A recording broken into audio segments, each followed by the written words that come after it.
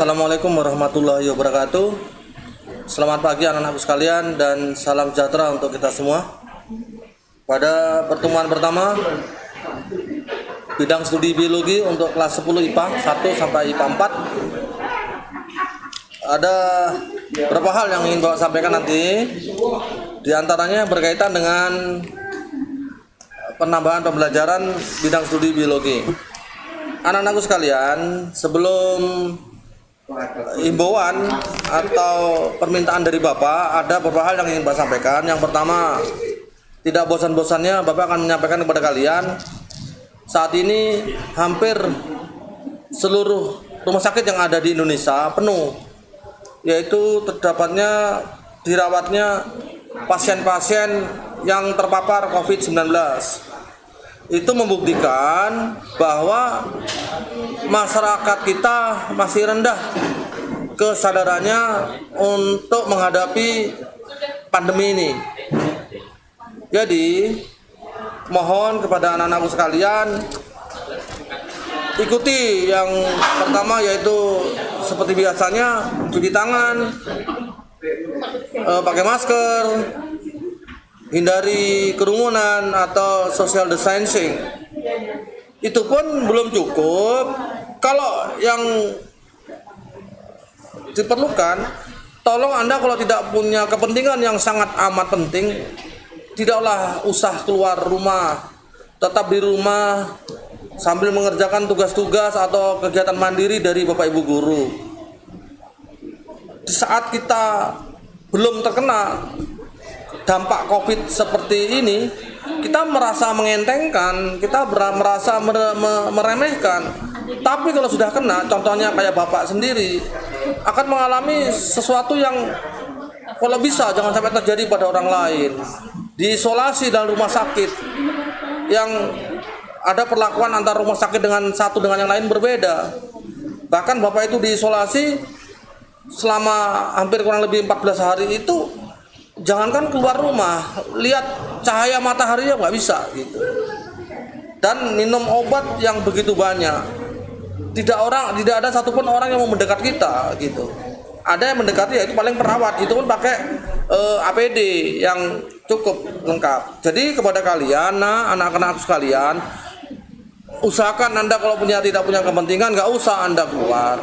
Khawatirnya apa? Nanti Anda secara nggak sengaja ketemu orang lain yang membawa atau terpapar COVID, nanti akan timbul klaster-klaster baru. Klaster baru itu apa maksudnya? Penyebab COVID baru. Ingat kata Bapak pertama tadi, rumah sakit di Balikpapan sudah pada penuh, baik yang milik pemerintah negeri maupun yang swasta. Bukan menakutin, pihak saudara dekat dari Bapak itu kemarin yang terpapar COVID itu udah 5 orang, termasuk Bapak. Mohon maaf, Allah berkehendak lain. Yang 2 sama Allah dipanggil sehingga dimakamkan di kilometer 15 di kota Balikpapan sana. Jadi himbauan ini tolong kepada anak-anak sekalian yang Bapak sayangi, yang Bapak cintai, ayo nak ikuti nak ya, patuhi ini nak. Kalau toh nanti ada vaksin untuk kekebalan, kan masih lama. Itu pun yang sudah divaksin masih mengikuti prokes yang harus kita ikuti. Tidak serta-merta kita mentang-mentang sudah divaksin seenaknya, tidak. Tetap mengikuti prokes atau protokol kesehatan. Itu yang ingin Bapak sampaikan tentang di luar materi pelajaran yang berkaitan dengan mengatasi pandemi COVID-19 ini. Bapak seumur hidup baru kali ini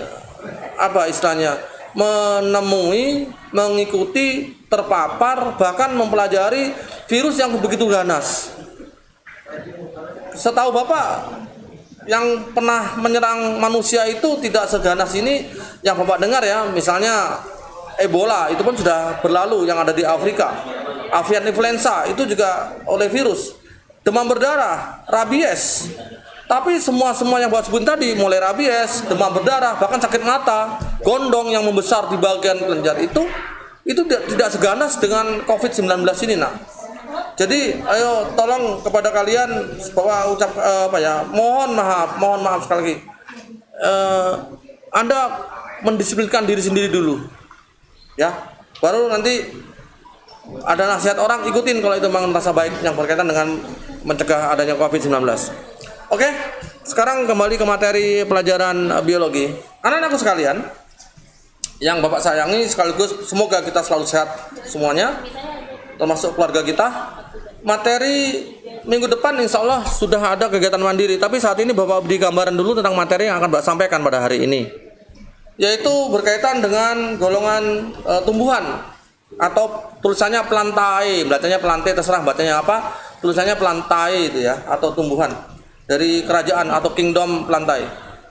Anak-anak sekalian, ada tumbuhan tingkat tinggi, maksudnya tumbuhan tingkat tinggi itu yang berkaitan, yang terlihat bisa diamati, itu ada tumbuhan tingkat tinggi, mempunyai akar baik serabut maupun tunggang, mempunyai daun, mempunyai batang dan sebagainya, itu adalah tumbuhan tingkat tinggi. Ada juga yang tumbuhan yang tidak terlihat, maksudnya bisa terlihat dengan menggunakan mikroskop. Tapi saat ini kita nggak bicarakan tumbuhan mikroskopis, tapi kita bicarakan tumbuhan makroskopis atau tumbuhan yang besar atau terlihat.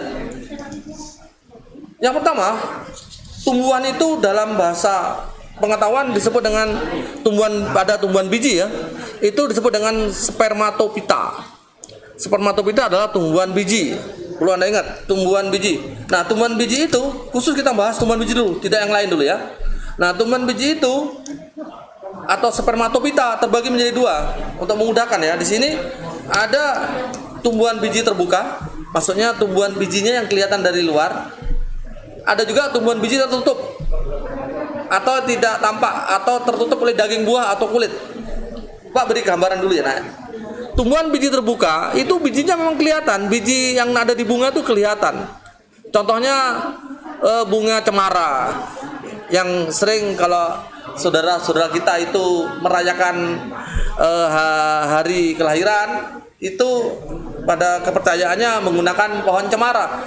Nanti begitu ada pohon cemara atau mungkin lihat bunga atau sudah jatuh, itu kelihatan dari luar bunganya atau bijinya. Itu disebut dengan tumbuhan biji terbuka. Dalam bahasa pengetahuannya itu gymnospermae, gymnospermae.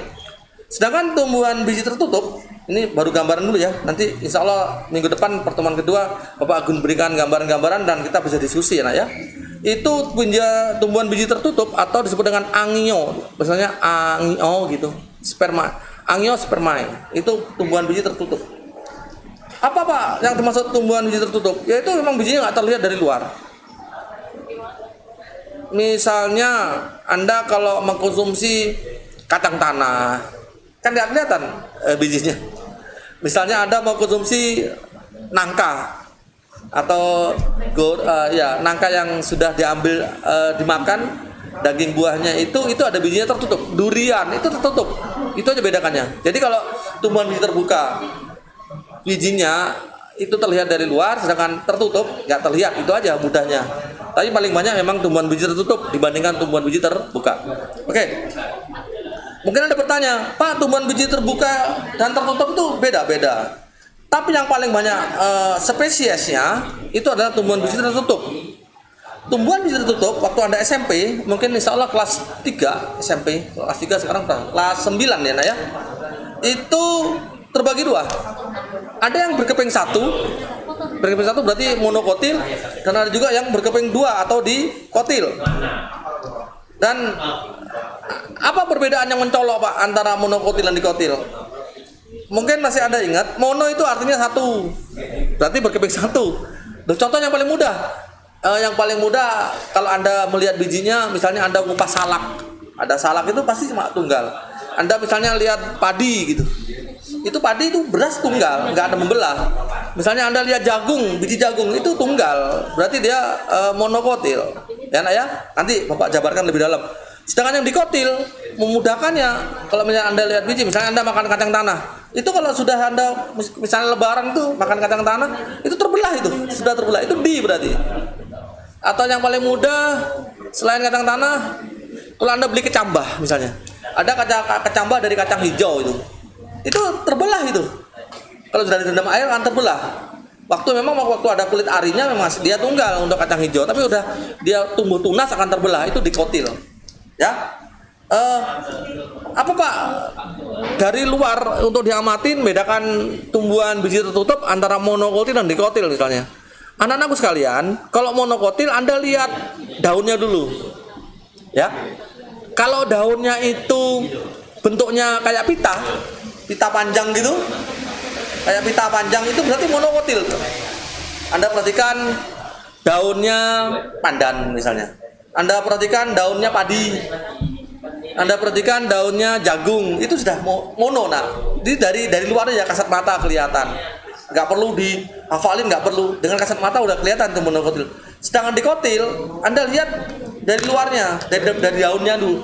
Kalau daunnya lembaran tadi ada tulang daunnya, tulang daun. Nanti insya Allah minggu depan Bapak bawakan semua visualnya.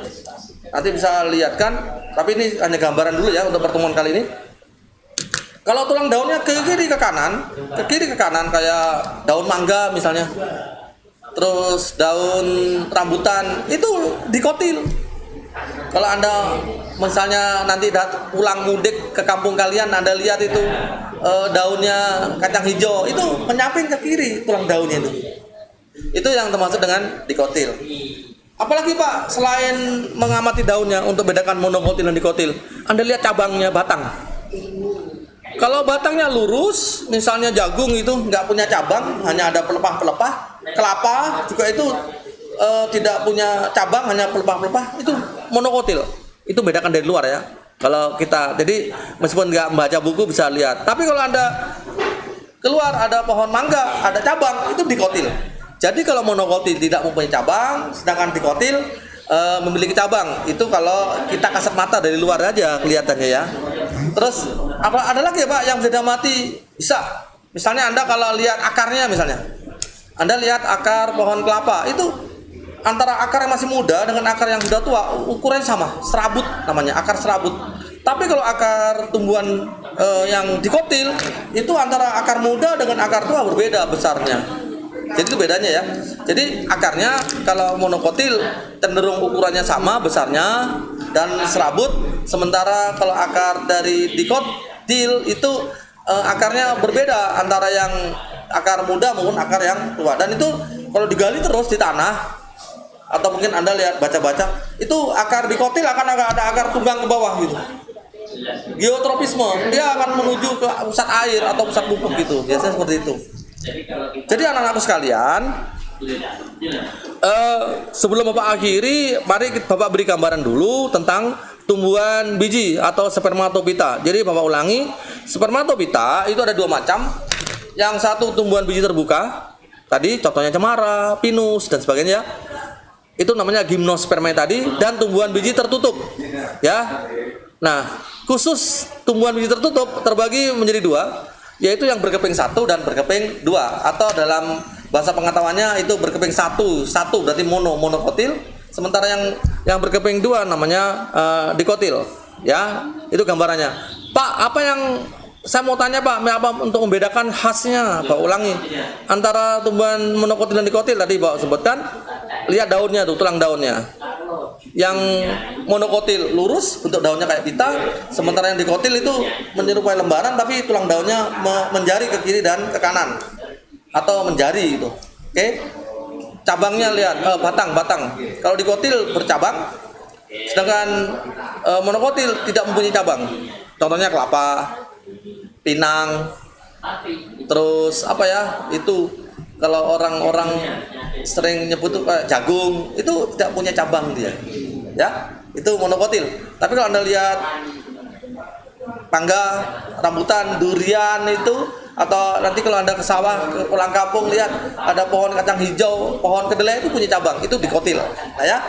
Terus yang membedakan lagi yaitu yang paling mudah diamati yaitu akar. Pak ulang lagi, kalau akar monokotil itu hampir ukurannya relatif sama.